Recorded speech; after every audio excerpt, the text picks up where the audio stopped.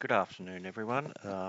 Today I thought I would begin to look at um, some of the questions that you could be asked on paper 1 and paper 3. So I guess I'm just giving you my musings or tips with respect to micro, macro and global. I'll start off with micro, and all I'm going to do is basically work my way through the subject guide and give you an indication of, where the questions could go on tomorrow's papers. Um, the thing to note is the depth of teaching. So AO2, AO4, that typically will probably be paper 1 part A's, or the short answer questions on paper 3. They could be diagrams, they could be calculations. Obviously the diagrams will be embedded in both paper 1 part A, but also 2 in part B. I'm going to start at 2.3. 2.2, 2.1, is just your basic demand and supply. And at this stage, you guys should be all over that. The reason I'm starting at 2.3 is if you can see where I've got the cursor where it says the functions of the price mechanism. That used to be a popular Part A question on the previous syllabus. Now, not seen it on the new one, but you never know. I doubt it would be asked, but it's important to, if you do get something on the price mechanism, that you talk about the functions there, the three functions: signaling, incentive, and rationing. And I think we did test you on that very early in year 11, might have been term 1 or term 2. But the big thing to get out of 2.3, of course, is the bottom bit here, where we look at consumer and producer surplus and social and community surplus, and of course the concept of allocative efficiency. Really, really big for micro, both on paper 1 and paper 3. You can see when you go over to the diagrams and calculations, you should be able to identify on a graph consumer surplus and producer surplus, and the concept of dead weight loss, and how those different types of surpluses may change when something in the market changes or the government intervenes with taxes and subsidies or price ceilings and price floors. It will alter, total surplus or community surplus. You can see there over the page they talk about calculation. I would be incredibly surprised if on paper 3 there were no questions on calculating consumer or producer surplus or dead weight loss. I would be incredibly surprised if there wasn't one there. So, like I said to you in class, the most important tool when you're doing those paper 3 questions around consumer and producer surplus is your finger, and you use that to trace the area for, the surplus or the area that you're trying to identify. The maths behind it's pretty straightforward. Typically, you're only going to have to work out the area of a triangle, a square, rectangle, or trapezium. You're at a maths academy, so you should be able to do that quite easily. 2.4. Right. Well, this is a sneaky topic. This is the one they like to sneak in. It does say AO3, so that means, it's a deeper level of teaching required by us, but also it's likely that these kind of things would be examined when you're doing synthesis and evaluation, which typically means paper 1 part B. As yet, we have not had a complete part B question on this topic. Where we usually see this topic, especially the bit here where you've got the biases, the bounded rationality, the bounded self-control, is on paper 3. And you're likely to get a 2 marker or possibly a 4 marker on this topic on paper 3. Um, Ever since we've gone from paper 2 being SL and HL to just SL only, paper 3 seems to be the dumping ground of the topics that we don't really canvass in great depth, that we just kind of wash over pretty quickly. So I think it was in May or in November 24, the previous year 12s, they did have a question on bounded self-control. So, that's where they typically sneak it in on paper 3. There's a good chance it will be there. Where else you could use it on paper 1, unless they do actually give you a paper 1 part A question on this area, is you could sneak it into the questions which are on policy on micro. So if you're looking at market failure, whether you're looking at a merit good or demerit good, you could talk about how choice architecture or nudge theory could be used as an alternative way or could be used to supplement traditional government policies to, encourage greater consumption of merit goods, or having said that, it might be used in a way to discourage consumption of demerit goods. So that's where you could sneak it in. As I said, I doubt very much they would ask you a Part B question explicitly on this, but implicitly, they may want you to talk about it. Choice architecture, you could talk about mandated choices around organ donation in getting a license, maybe compulsory superannuation or health insurance. These are really good topics that you could talk about in terms of real world examples. And for some of you, these real world examples you have a direct experience of, and you could use that in your response. And I have said to you many times in class that IB examiners really love it if you talk about experiences that you've actually had as a consumer or as a producer or worker.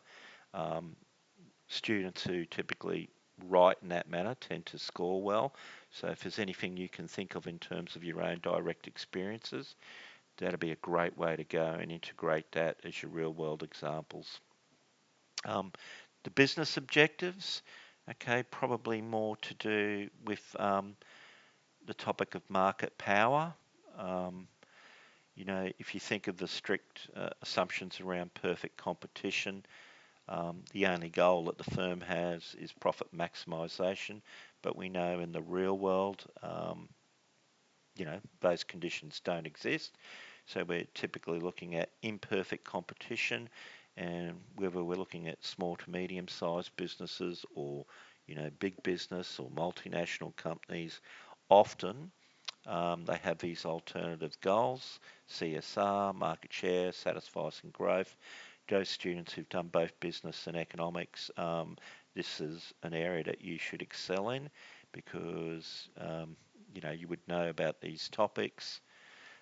Satisficing behaviour is more around, asymmetric information, because we have bounded rationality, bounded information, or imperfect information. So sometimes satisficing behaviour is more appropriate than profit maximisation.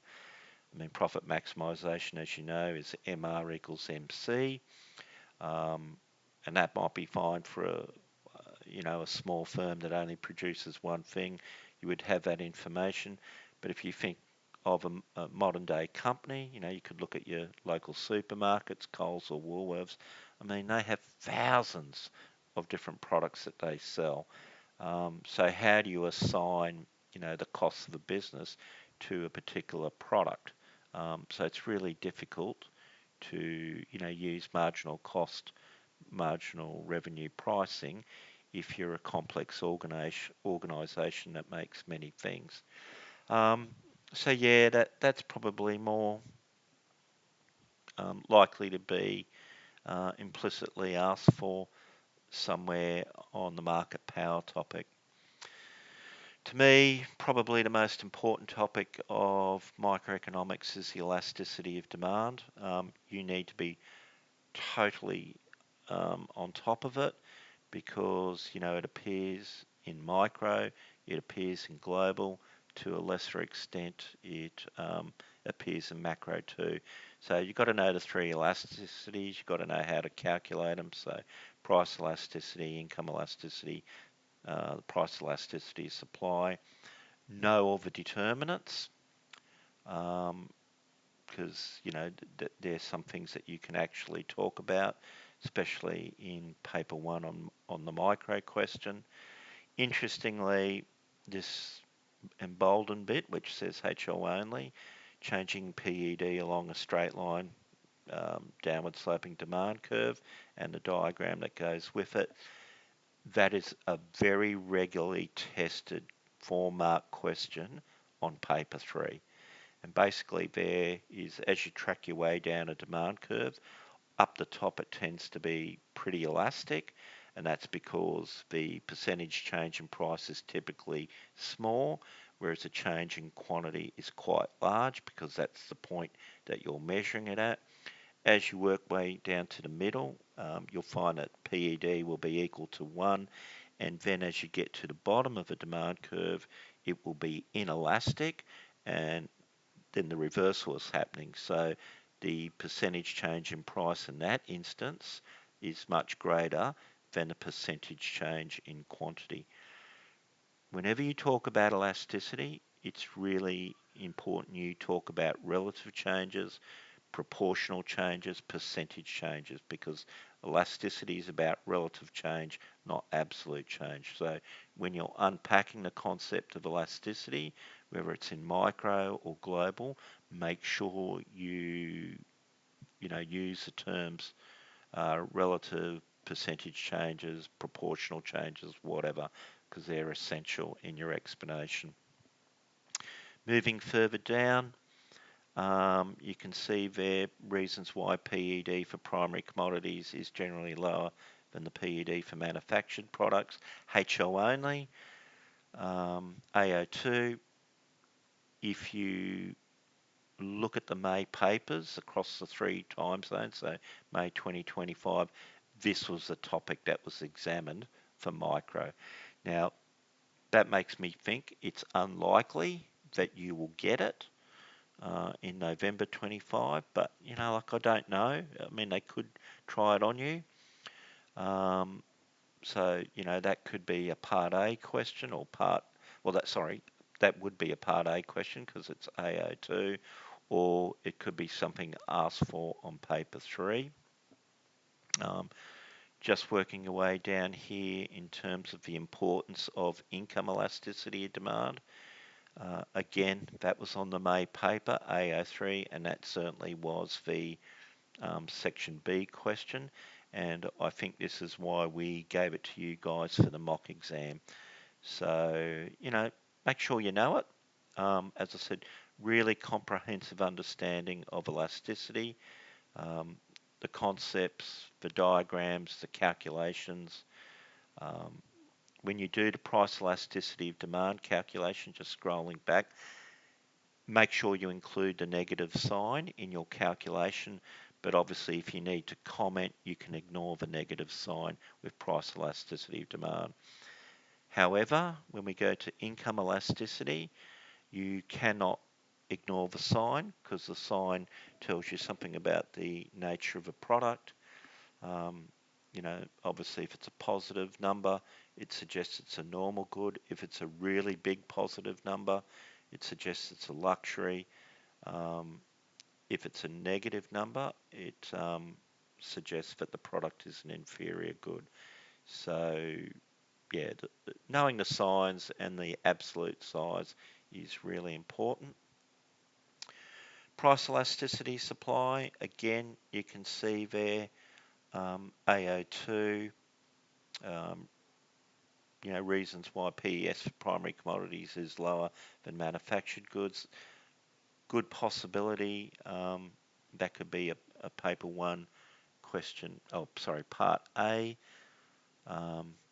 but in terms of the calculations and the diagrams, etc., likely to be on paper 3 as potential questions. But look, really spend a lot of time preparing for elasticity. It will definitely be there on the exam. I can't definitely tell you it'll be on paper 1, given that it was tested in May. But having said that, if you did get a question on government intervention around taxes and subsidies, you can definitely bring in elasticity as part of your analysis and evaluation. So really important topic for the test, and I would spend a bit of time preparing for it. Okay, just going to have a little pause there because I can smell my lunch being ready. So I'm going to have a lunch break and come back.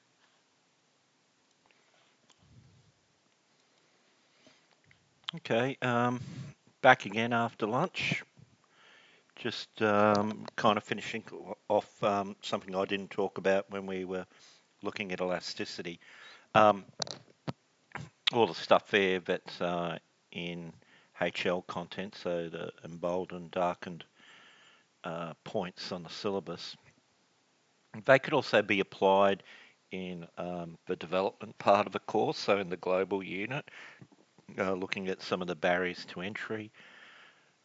Sorry, not barriers to entry, barriers to growth and development. You're looking at, I guess, for lesser developed part of the world being dependent on exporting primary products, but at the same time importing manufactured goods or even tertiary services. How does that work against the developing world? It kind of entraps them in the sense that their export revenue is much less than the cost of importing, and that puts pressure on the trade balance, which leads to a current account deficit and an accumulation of foreign debt, which will then obviously have implications. So, sure, elasticity is micro-based, but it also has that connection to the global unit, in particular, the HL content can be aligned with the barriers to growth and development.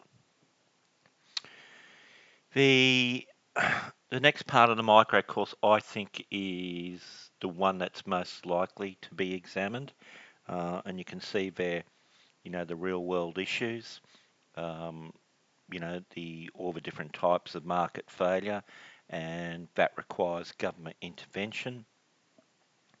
I think this is where I mentioned in yesterday's clip, there's a good opportunity for you to kind of signal to the examiner that you quite understand a key concept. So, nothing wrong with writing a sentence or two about a relevant key concept. Given the question that's being asked, you can see there, there's efficiency, there's sustainability, equity, intervention. They're the conceptual understandings that the IB wants you to get out of it. So, drop a sentence or two where relevant is a good thing to do. But, don't go over the top. Don't feel as though you've got to write a paragraph or two on a key concept. It's not like the IA. It's not deliberately assessed. But, look, it might, again, subjectively, might make the examiner feel more favourable towards your response if you do kind of unpack a key concept a little bit, but as I said, keep it to a sentence or two. No need to go over the top there.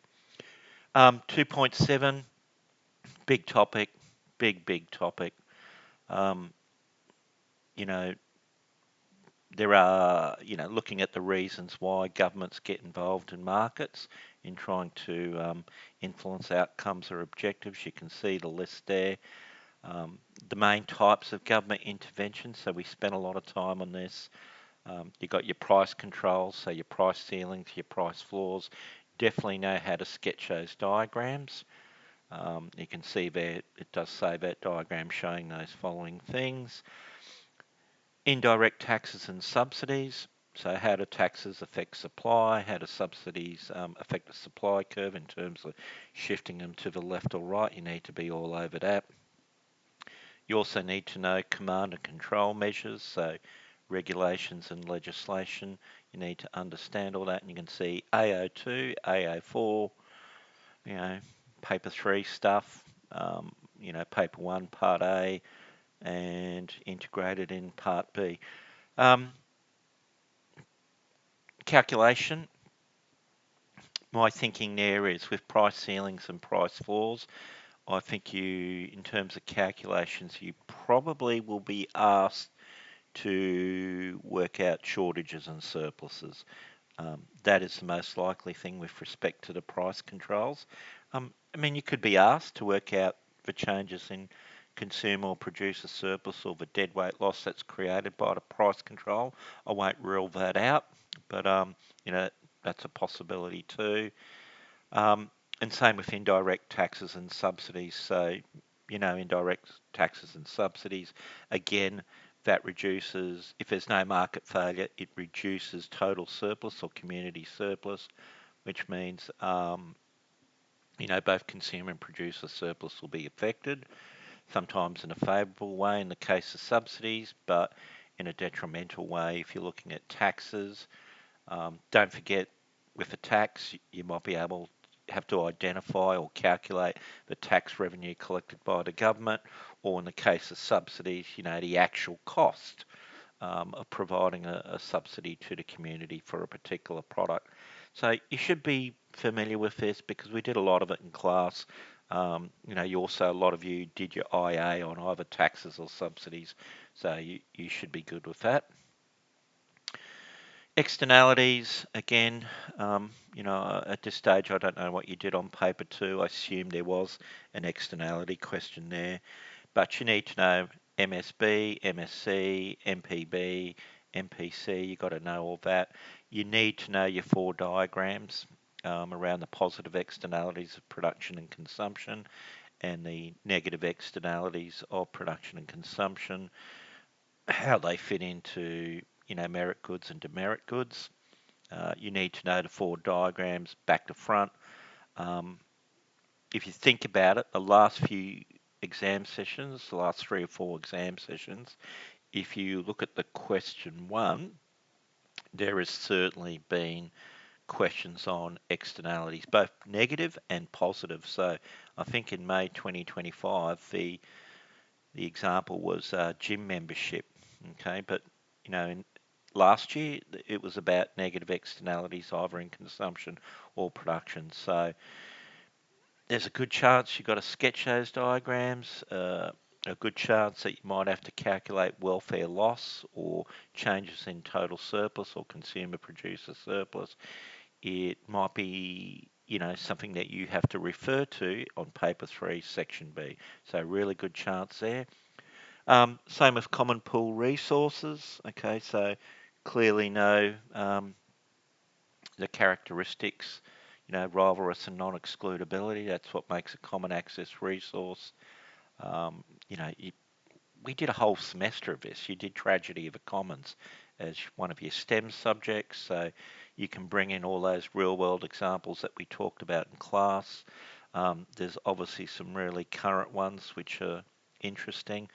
So, you could talk about the space junk, you could talk about the toxic algae that's going on in South Australia and the impact that's having on the South Australian economy and what the state and Commonwealth governments are trying to do there. Just the declining fish stocks globally.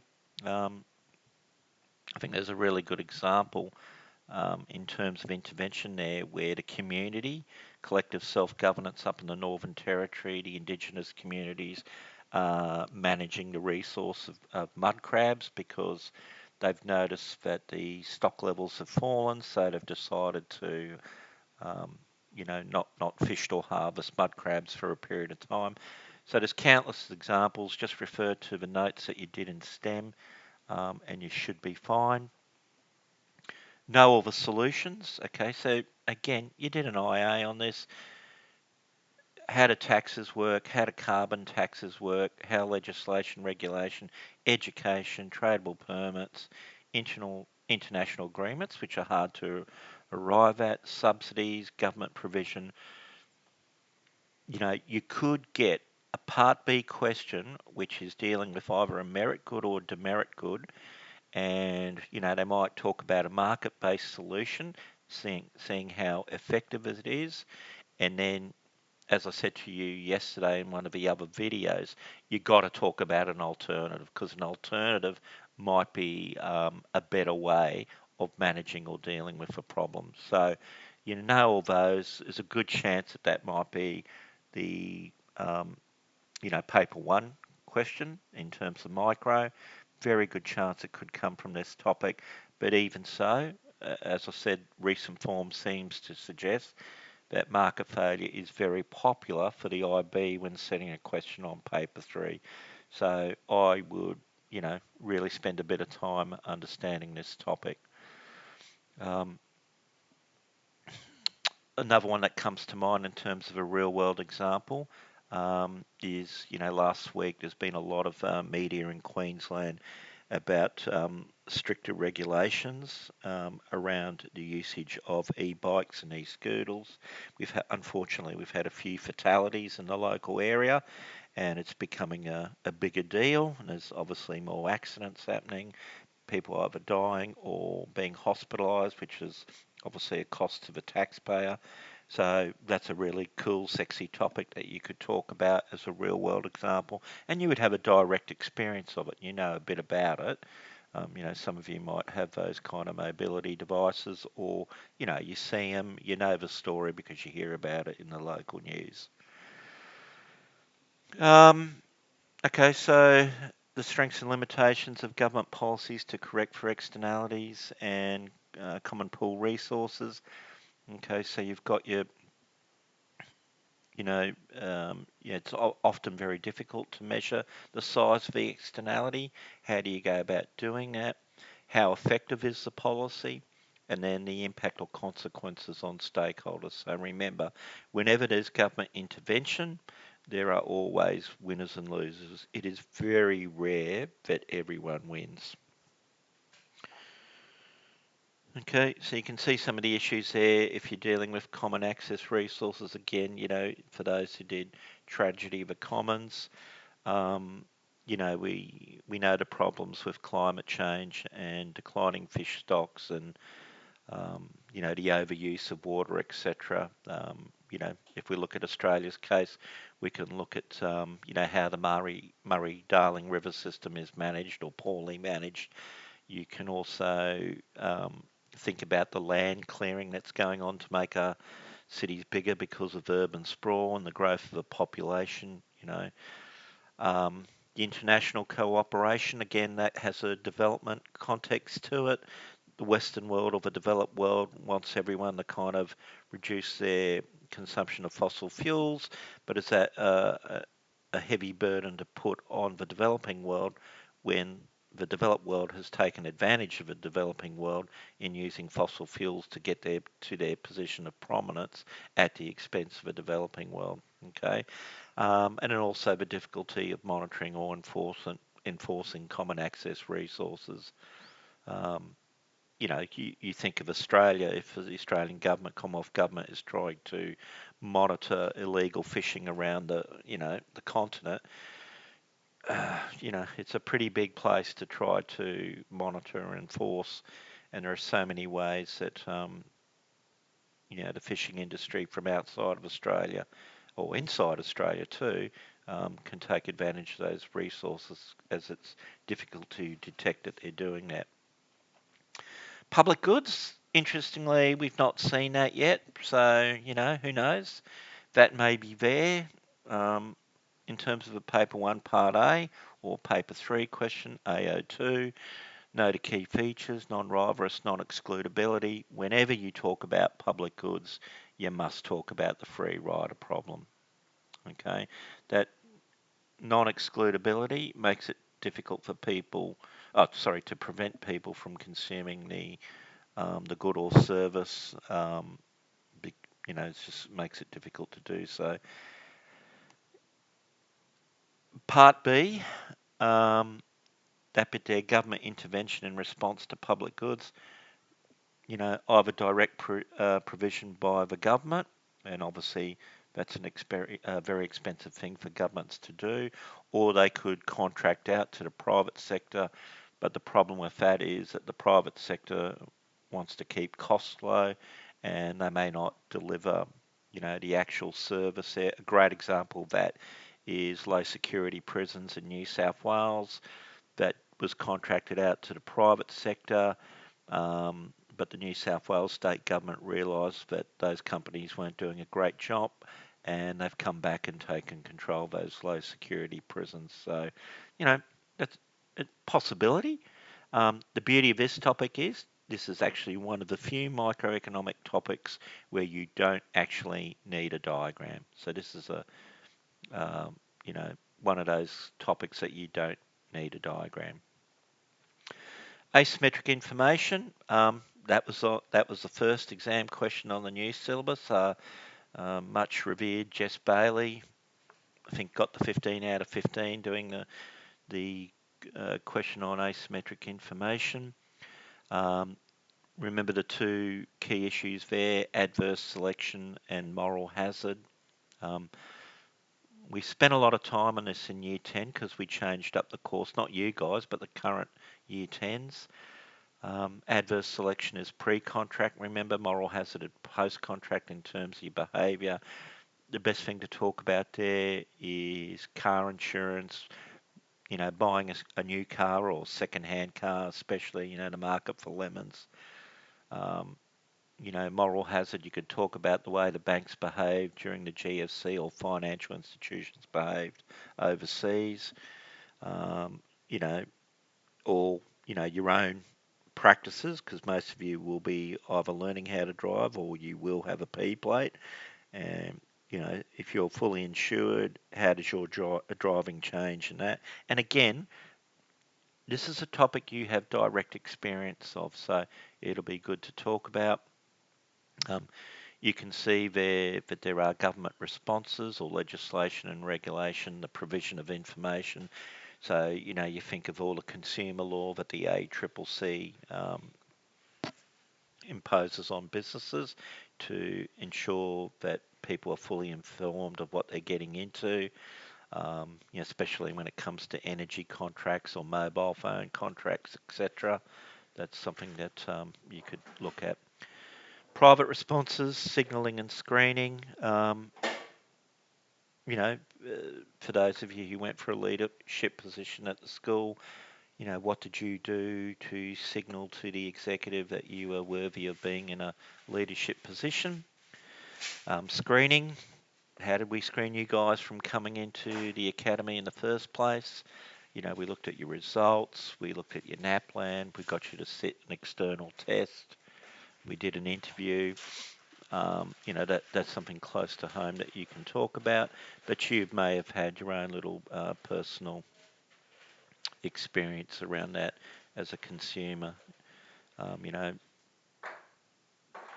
know, good companies will provide decent warranties or guarantees to their product or service to indicate that they believe they've got a quality product, and if it does break down by chance, then they're happy to reimburse you or give you a new product entirely. So you've got a lot of personal experience here, and again, this is something that would be great to talk about um, in your essays.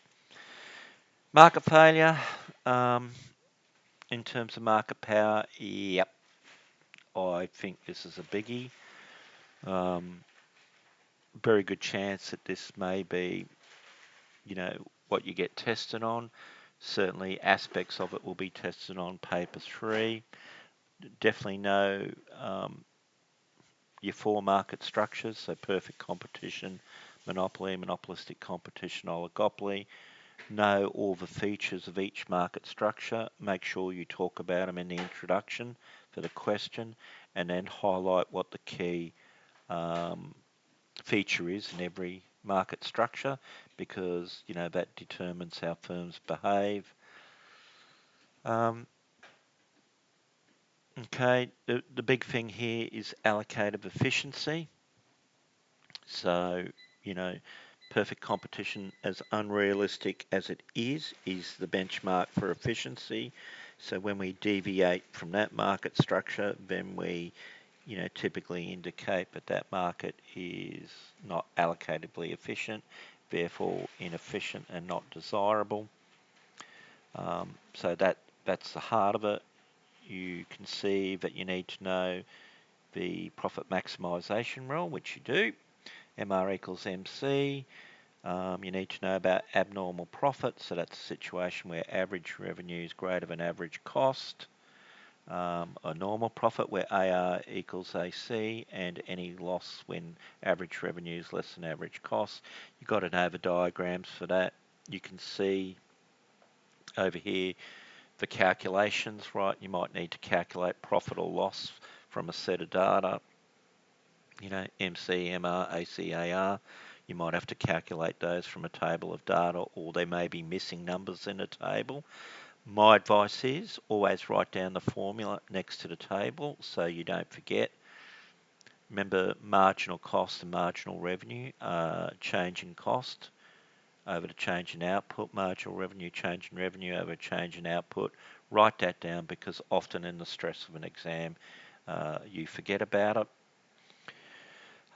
Barriers to entry, I would know a couple of examples, be it natural barriers to entry, like in the case of a natural monopoly, or artificial barriers to entry, which have been created by government or the actual business itself. So definitely know that. Just moving further down.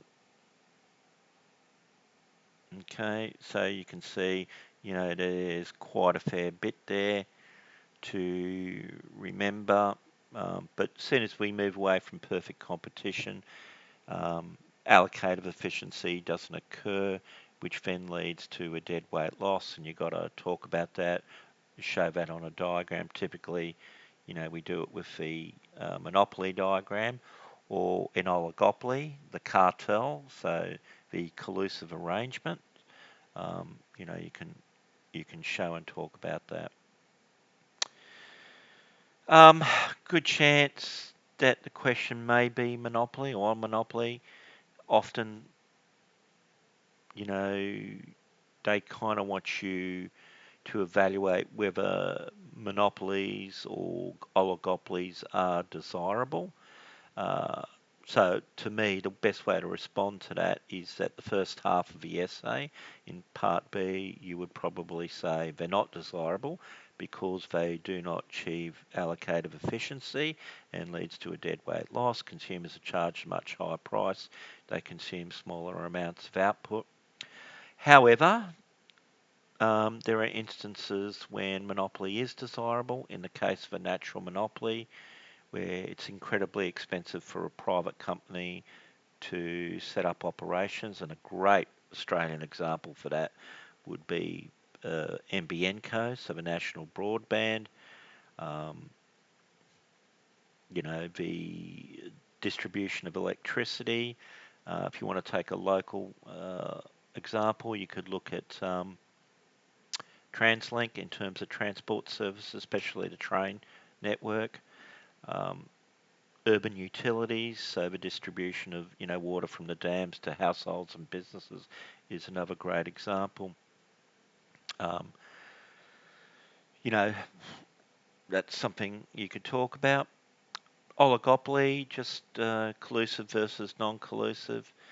Okay, don't forget the most significant feature of oligopoly is mutual interdependence, which often leads to the possibility that companies compete in terms of price, which is great for the consumer, not great for the business.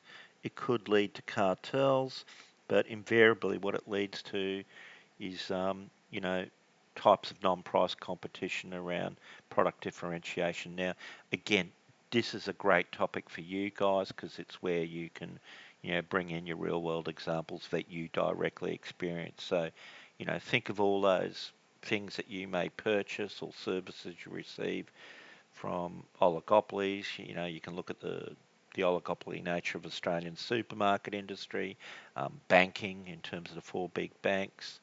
The There's plenty there for you to talk about. Gaming consoles is another great example. Game theory, payoff matrix, I would know that. That was on paper 3 in May this year. So I think it was looking at two Japanese banks, so you never know, they might throw one of those in there. It's pretty straightforward for you guys. Calculation of a concentration ratio, the big four, what market share do the big four companies have, and you might have to work out the percentage there. But, again, maybe a 2 marker on a paper 3. Monopolistic competition. I think this is incredibly easy. We've talked at length about this in class. I think if you talk about monopolistic competition, talk about those industries that are local in your suburbs. So the local coffee shop, the local cafe, as the cheeky thing I used to do about talking about your local favourite Chinese restaurant. That that's where you can excel, because you can really talk about um, your own direct experience, and that's what the IB wants to see. They want to see you take into account the concept-based learning that we've been implicitly teaching you over the 2-3 years. Um, Monopolistic competition doesn't achieve allocative efficiency, but the big benefit there is that you get greater consumer choice or product variety as businesses try to customise their product to align more closely with your needs and desires. So, um, you know, don't forget the diagram there. It looks very similar to the Monopoly one. The only difference is the demand curve is a bit more elastic, and don't forget, in the long run, they only earn a normal return, so you would show that tangency solution in the long run. Okay, this bit down here, the advantages of large firms, the risks, government intervention, prime stuff for a paper 1 part B. Talk about economies of scale. I would have 2 examples of economies of scale. It might be, quantity discounts and purchasing inputs, or, greater specialisation of labour, whatever it is. I would have 1 or 2 to go to talk about. The possibility they make quite large abnormal profits, which then can be used to finance investment into research and development and be more innovative, because in perfect competition, monopolistic competition, you don't make profits. There's no economic profits in the long run. So they don't have the funds or capital to invest in new technology or to put into R&D. So that's a good topic. The risks, obviously, reduced output, higher price, restricted consumer choice of having a few firms or one firm dominate a market. What can we do? Government intervention to, restrict the market power. You can use legislation and regulations. Think of how local governments regulate businesses that have monopoly power, significant market power. In Australia, we use the ACCC to enforce those rules and regulations. Government ownership. So sometimes, rather than a private company, we have government ownership. And again, Telstra, before it was privatised, was Telecom, so that was government owned. We also, the other great example was National Broadband Network, that's owned by NBN Co, which is owned by the government, but it's operated independently of the government. And, the use of fines or punishments through the ACCC. So you could always go to the ACCC website, find a couple of real world examples that are in their media releases and talk about them. That appears regularly, that question, whether or not monopolies or oligopolies are desirable. And as I said to you, but once you explain your diagrams and show the dead weight loss and allocative inefficiency, then you get into the evaluation bit where you go on the howevers. There are certain circumstances or conditions where monopolies or oligopolies may be desirable, and I've just talked about them, but you would also say that there has to be some kind of monitoring. If you do allow for monopolies and oligopolies, how do you keep their power in check? And you would use the arms of the government to do so. Okay, the final topic there, 2.12. You know, again, AO2, possible Part A. Um, you know, it's a tricky one because you've got to try to show inequalities using the circular flow model. I would skim over that. It's unlikely you're going to get a question on that, but just have a quick skim read and you should be fine. Okay, I think I'll stop there. Look, I know it's a pretty long clip, but what I would do is just obviously work your way through the clip and focus on the areas that you might be interested in. Okay, guys, see how it goes. If you respond well to this clip, I might do one for macro. We'll see how it goes. Thanks a lot.